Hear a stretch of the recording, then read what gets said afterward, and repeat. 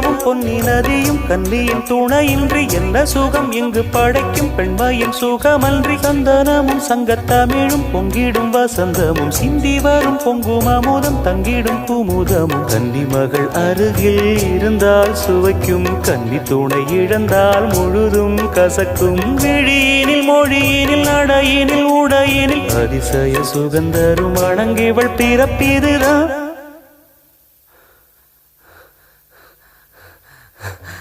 மண்ணில் இந்த காதலன்றி யாரும் வாழ்தல் கூடுமோ எண்ணம் கண்டிப்பாவையின்றி 7 ஸ்வரம்தான் பாடும்